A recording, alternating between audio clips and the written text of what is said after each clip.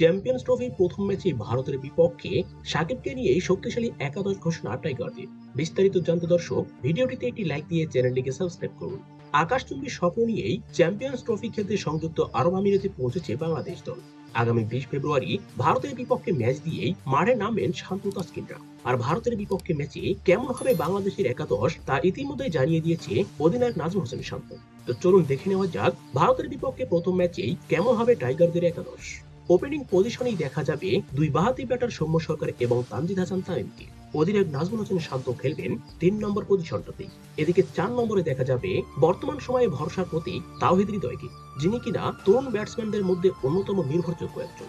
এছাড়া 5 এবং 6 নম্বরে মাহমুদুল্লাহ রিয়াদ এবং মুশফিকুর রহিমের ভূমিকা অপরিহার্য। এরপর 7 নম্বরে দেখা যাবে সহ অধিনায়ক মেহেদী হাসান মিরাজকে, যিনি ব্যাটে বলে বিপিএল এ দারুণ একটি সময় পার করেছেন। এরপর 8 নম্বরে ফিনিশারের দায়িত্ব পালন করবেন জাকের আলীও। তিনি ব্যাট হাতে দুর্দান্ত ফর্মে রয়েছেন এবং সাম্প্রতিক সিরিজে দলের অন্যতম সেরা পারফর্মার। এরপর লোয়ার অর্ডারে দেখা যাবে রিশাদ হোসেনকে। এরপরে দেখা যাবে দুইজন ফাস্ট বোলার তাসকিন আহমেদ এবং মুস্তাফিজুর রহমানকে, কেননা বর্তমান সময়ে বড় ভয়ঙ্কর বোলার হয়ে উঠছেন এই দুই পেসার। তো দর্শক, এমন একাদশ নিয়ে ভারতের বিপক্ষে প্রথম ম্যাচে জয় ছিনিয়ে আনতে পারবে তো টাইগাররা? কি মনে হয় আপনাদের? অবশ্যই কমেন্ট করে জানিয়ে দিন ভিডিওর কমেন্ট বক্সে। ধন্যবাদ।